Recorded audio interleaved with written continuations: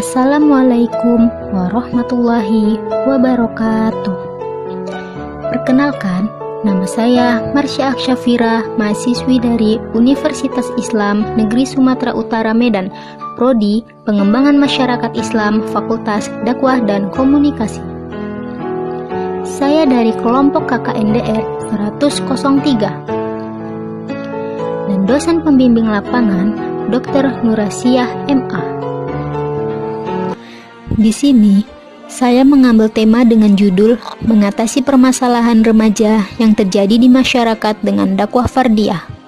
Sebelumnya, saya akan menjelaskan apa yang dimaksud dengan dakwah fardiyah.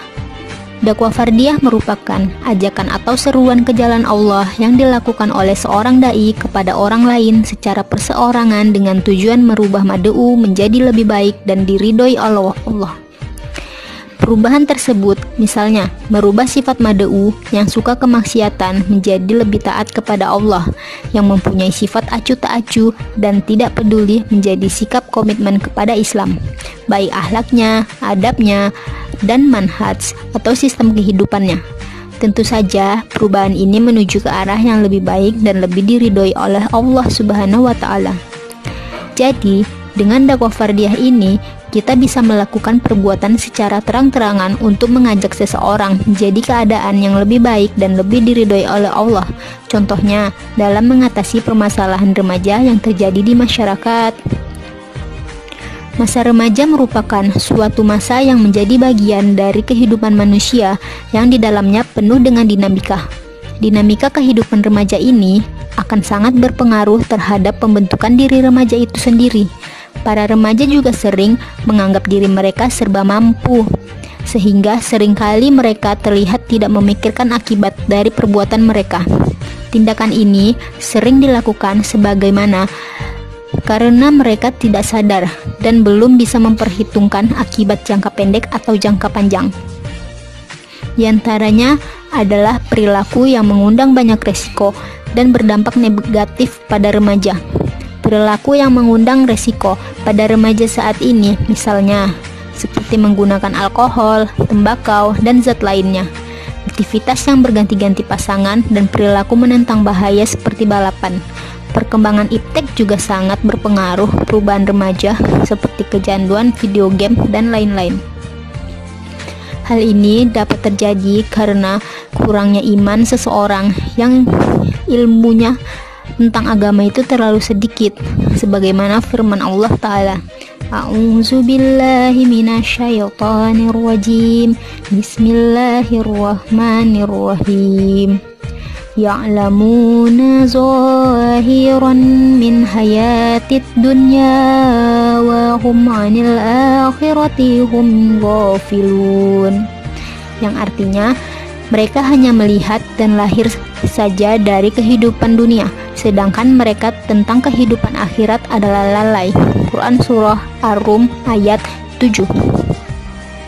Fakhruddin Ar-Razi rahmatullah menjelaskan maksud ayat tersebut yaitu ilmu mereka hanya terbatas dari dunia saja, namun mereka tidak melihat dunia sebenarnya.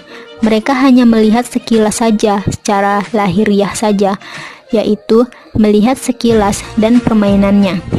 Mereka tidak tahu dunia secara batin. Mereka tidak tahu bahaya dunia dan tidak tahu kalau dunia itu terlaknat.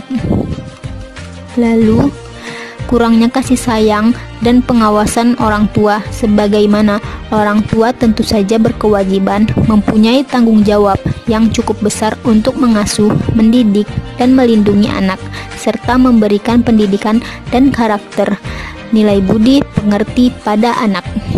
Jika orang tua tidak dapat melaksanakan kewajiban dan tanggung jawabnya, tentu saja perilaku anak tersebut akan menyimpang, dengan maksud anak tersebut akan bermasalah dalam menjalankan kehidupannya. Lalu pengaruh dari lingkungannya seperti pergaulan dengan teman-teman yang tidak baik. Remaja cenderung menghabiskan waktu dengan teman-temannya. Seiring waktu, mereka akan lebih sering memilih untuk pergi bersama teman-temannya dibandingkan waktu dengan keluarga. Nah, sebenarnya peran orang tua juga sangat penting dalam mengarahkan lingkungannya agar anak tersebut tidak masuk ke dalam pergaulan yang tidak baik. Lalu, bagaimana peran seorang dai dalam mengatasi remaja yang bermasalah dalam hal perilakunya? Islam adalah agama dakwah yang disebarluaskan kepada umat manusia melalui aktivitas dakwah, tidak melalui kekerasan ataupun pemaksaan. Dalam berdakwah, tentu saja banyak bentuk-bentuk atau metode dakwah yang dilakukan. Salah satunya dengan menggunakan dakwah fardiyah.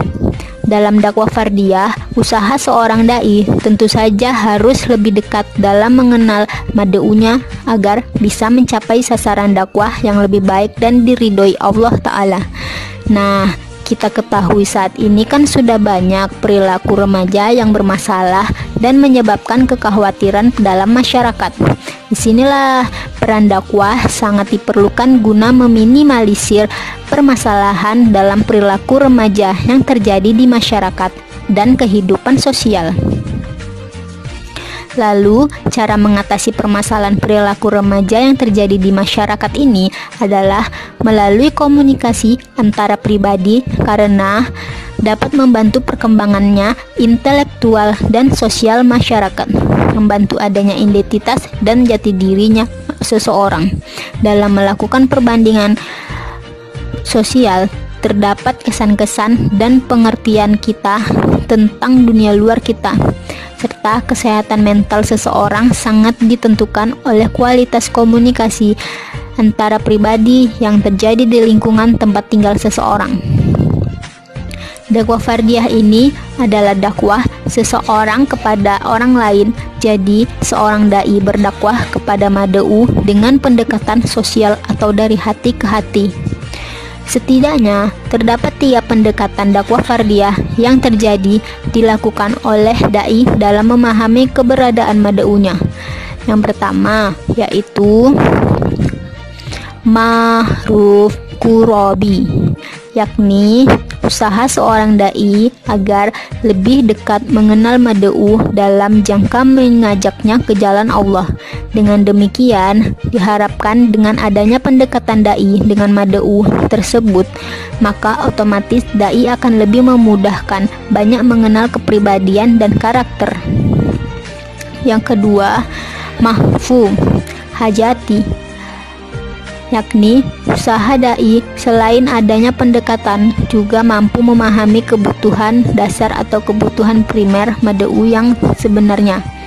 Maka tugas dai dengan semaksimal mungkin dapat memenuhi kebutuhan mad'unya.